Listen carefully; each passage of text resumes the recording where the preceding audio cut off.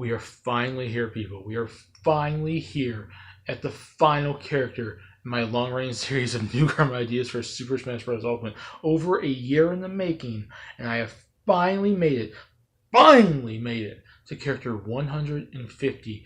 It started last year, sometime in like early-ish mid-April. We're nearing the end of April now, over a year, and I've talked about 150 characters. Want to know what this video? 150 characters, and I'll finally be done! But like I said, I left you off in the last video with character 149. When I talked about the Astro Chain duo, the characters from Astro Chain, the upcoming Switch game later this year. That 150 was going to be a surprise, and I was going to surprise you. I wasn't going to spoil it for you. But that's obviously going to change now whenever I change the thumbnail and you come across this video probably before that video maybe, or you see the name of the video and it's already kind of there. But I'm leaving whoever watched that video as I'm uploading them to give you guys a surprise for the final character in my long-running series. And I'm going to end on Nintendo notes. Character 150. Like I started off with Shovel Knight way back last year. Shovel Knight was my first character. I started off with third party. I'm going to end on a Nintendo character. And it's going to be the Galar Pokemon trainer. I had to, people. This is the character to now talk about, given that Pokemon's 8th generation is just months away at the end of this year. And this is probably the biggest Nintendo advertisement they can do besides Fire Emblem Three Houses. So pretty much, unless they announce something else at E3. But yes, character 150 is going to be the Galar Pokemon Trainer! Now, just like I mentioned with Astro Chain characters in the last video, I can only go off so much. Just a little bit of information they gave us, the trailers, the Pokemon Nintendo Direct they did like 2 months ago or whatever. I only can go off so much. So obviously the ideas for a moveset I'm thinking of are pretty much totally just like a starting point. Like you could easily take what I do and just add more detail to it based off the information given in future directs, future information about this game given to make a moveset for these characters. But so I'm only going off like a concept of a character, but more like so than I did when I did the Pokemon 8th generation character. I did like 80 some odd characters ago, or when I did Fire Emblem 16 characters before we knew about Three Houses, and then did Edelgard and Dimitri and Claude and Byleth and all that. We don't know so much about we don't even know the next second or third evolutions for the Pokemon Pokemon from the generation, but I'm still going to do this character anyways. So first and foremost, before I get into doing an actual thing, assume that the actual character, if this was ever done, they'd have the evolutions like how the Kanto Pokemon trainer has Charizard, Ivysaur, and Squirtle. One of these would be the first evolution, one of these would be the second, one of these would be the third. In a realistic situation, but my Pokemon kind of here is I'm thinking of a trainer where they're all the starter evolution. And that's the only thing I can go off of because we don't know their second and third evolutions yet. But in a realistic scenario, one of them would be their final evolution, one of them would be their second evolution, one would be one of these choices. I don't know which one is which. You decide. It'd probably be the complete opposite of the Kanto trainer, so probably be Grookey would be like maybe the low one, and then maybe middle, and then maybe the highest or something, maybe some sort of advanced strengths and weaknesses versus the Kanto trainer stuff, red and whatnot. So without further ado, just assume that this character idea in the end game would probably be the evolution of the trainers, but this video right here, given the information we know from the Pokemon Direct that was months ago, and what we know currently now is based off them being a Pokemon trainer that's all first evolutions. So just take in what information we got. So take it with a grain of salt. So there you go. Why is and without further ado, and I've already spent about 3 minutes talking about this, why does the character make sense? Moveset ideas and percentage chance I can see him actually getting in the game. Why does this make sense? Why represent something from Sword and Shield? First and foremost, it heavily advertises Sword and Shield. That's like probably so far besides the Link to the Past remake until we know E3, until Nintendo announces like a Mario game or a Return of F-Zero or something big, like, or we're making this Nintendo vs. Capcom, or working a collaboration of this, or we're going to bring back 1080, or we're going to do Elite Agents this, or there's going to be a new Zelda game besides Link to the Past remake or something at the end of this year when they do stuff at E3. As of now, the biggest game to come out this holiday season is probably going to be Pokemon Sword and Shield. So they might heavily want to advertise it because Nintendo so far, and Game Freak and the Nintendo company, the Pokemon company, whatever, are all heavily pushing this. This is like one of their most pushed games so far this year, and they're going to probably want to advertise it. And what's better way to advertise it than putting a character in Smash Brothers? And the starters are so far very popular. There's a lot of people that want like Score Bunny. There's a lot of people that like Sabo. There's a lot of people that like Grookey. There's like, it's fairly balanced. It's like this is the first generation in a while where I think all three starters have a major fan base. Like I don't think that really happened in the last 2 or 3 generations. Like I think the first 3 generations there was like that.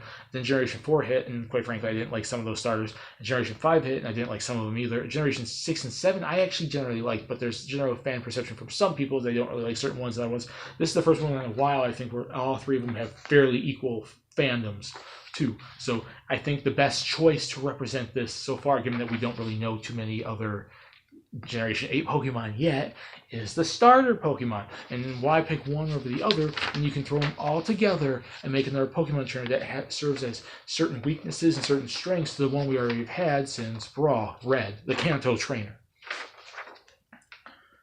Moveset ideas. Now, it's obviously you're switching from Score Bunny, Sabo, and Grookey. Now, all the Smash attacks are going to be physical-based attacks. Like I said, we don't really know their special abilities yet, certain things, so I'm only going off very, very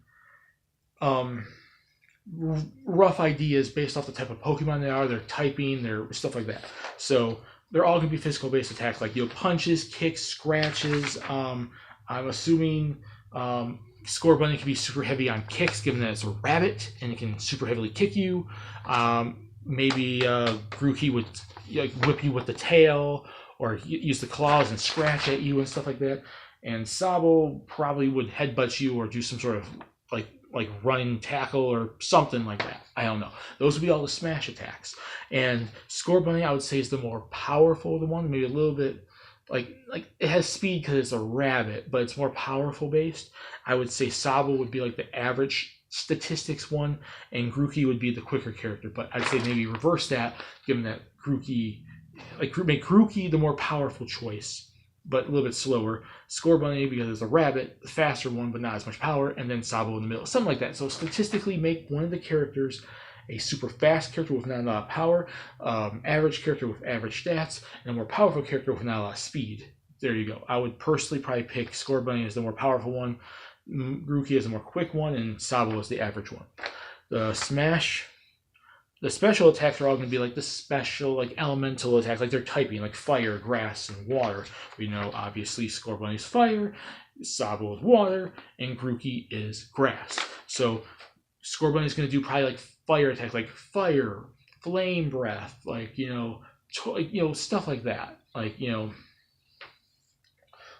burn, or some sort of ability that a Pokemon fire, ember, because that's like the basic fire attack. Flamethrower, which wouldn't make sense for Score Bunny, more so an evolution probably, stuff like that. So some sort of fire-based attacks. Sabo would do a lot of water-based attacks, like bubble, water pump, stuff like that. I'm trying to remember attacks off the top of my head, and it's been a while since I looked at some of the Pokemon attacks, so I can't remember. But bubble comes to mind, like Ember comes to mind for Score Bunny, and Grookey could do like all the grass attacks, like Vine Whip and Leaf Blade and stuff like that. So there you go. I know it's very basic, and I'm sorry, but like I said, I only can go off of so much information that we have now, and this type of moveset could be then transferred over once we get more information and bulk it up, talking about maybe doing this attack and this attack, because it's what they do in the game. We know this character's evolution and their final evolution, Score Bunny's final evolution, Sabo's second evolution. There you go. The final Smash, I'm going to just basically do the ultimate attack, like how the Pokemon trainer from Kanto does it. They do like ultimate attack, and then Charizard, Squirtle, and Ivysaur all just do a big giant major and attack opponents. My perception, though, was it'd be just like the same attack, so it's like the same kind of final Smash, but it'd be a quicker and less powerful version of it. So they get out quicker, they do more quick damage, so it probably knocks opponents back quicker, but it doesn't do as much damage, but it has more of a quick come to the stage and do it thing than the Kanto Pokemon Trainer Red's Pokemon do. So it doesn't do as much damage, but at the same time, it's going to do ample amount of damage in a quicker fashion than them. So it's basically the same kind of Final Smash, just done slightly quicker and less powerful. I think that would work. Percentage chance I can see him actually getting in. I think it's actually quite good, actually. I think if Nintendo wants to include a Nintendo character in their series, in this Fighter Pass, that's going to be an advertising character. Because, let's be real here. All the characters in this Fighter Pass are going to be advertising something. Joker isn't there yet, but Joker has the collaborations like the Persona games, like the spin-off games on the 3DS and whatnot, and Shin Megami Tensei being huge on Nintendo, but there's heavily rumors that freaking, Persona 5 is going to come to the Switch, and more Persona-based games are going to come to the Switch. So him being there is probably marketability for that. So I'm assuming all 5 of the Fighter Pass characters are going to be something heavily advertising a third-party character collaboration new game on the Switch, or a Nintendo game on the Switch. And pretty much the Nintendo game at this point, besides Fire Emblem Three Houses, to represent as an advertising character. And if there is only one, I would totally pick this over Fire Emblem, as much as I want to have a Fire Emblem choice more, because, I would love to see more Fire Emblem characters, is Pokemon.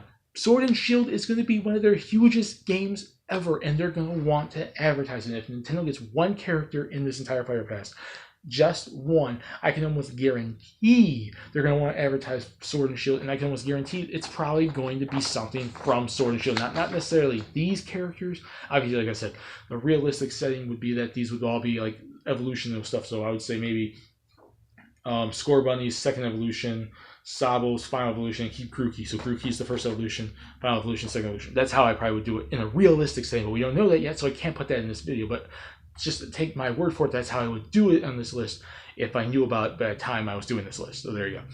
But yeah, I'm going to say a 65% chance. It's pretty good, but not guaranteed, but I can almost assume and guarantee that they would want to heavily advertise this game, and Nintendo's going to be in Sakurai's ear, put a new Pokemon in there. I know we got Incineroar, but that was for Generation 7. Now Generation 8's on its way.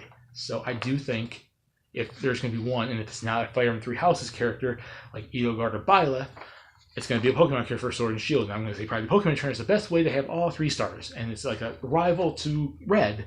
And you can have the male and female trainer costumes. So it's just like I have the female trainer here, the stupid Scottish meme that you guys all do all the time. And then the male trainer just make costumes different places. And there you go. And they're all Grookey and whatever. 65% chance. Not the greatest, but pretty good. And I do think it's possible. Very, very possible. And with that said, I'm finally done! I finally did it! Yes! Woo! Put in the comments what you guys think. Do you guys want to see a Pokemon from Generations 8, the Sword and Shield game? This is my idea. It makes sense. I know I basically mentioned it as all the first evolution for these Pokemon, but like I said, I'm going off what we currently have. Just like I said with Astro Chain's characters, I'm only going off what I see in that trailer, and that's all we really have so far. But with more information, I can make a more detailed moveset. So maybe I'll do that in the future. I don't know. But put it down there and discuss it. Does my moveset make sense? Does the Pokemon make sense? What evolutionary reign would you want to do? Which one should get the first evolution? Which one should get the second evolution? Which one would get the third? In my personal opinion, Grookey would be the first. Scorbunny would have the second, and Sabo would have the third, the final evolution. That's how I would normally do it. And it's 65% too high, too low. Discuss it down there. Let's have fun. And I am finally done. Yes, done. Over. Done. Yes, yes, yes, yes. 150 is done. Woo!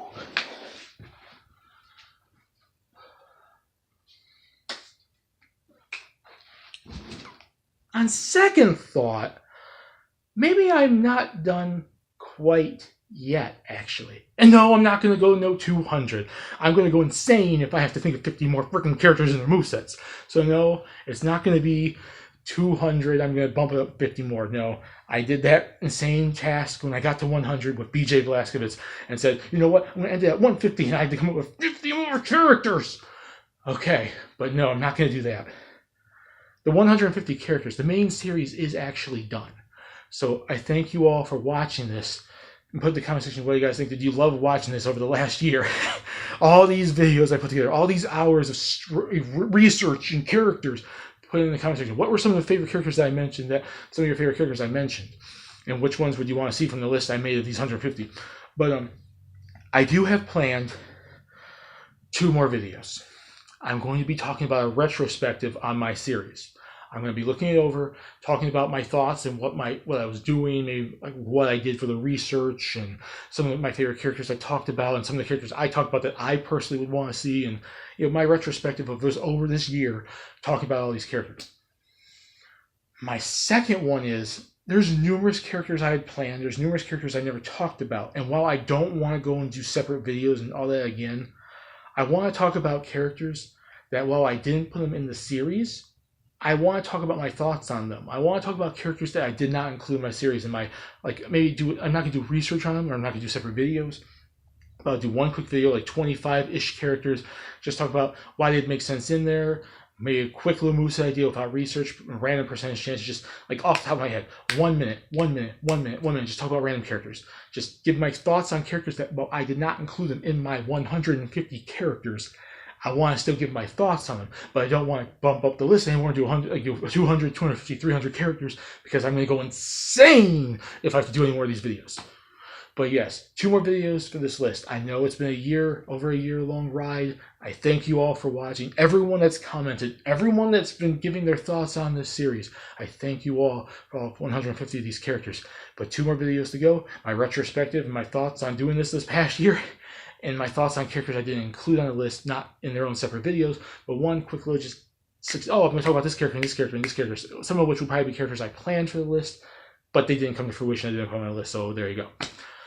My name is Sniping is Fun. Please, wherever you want to, have a lovely day.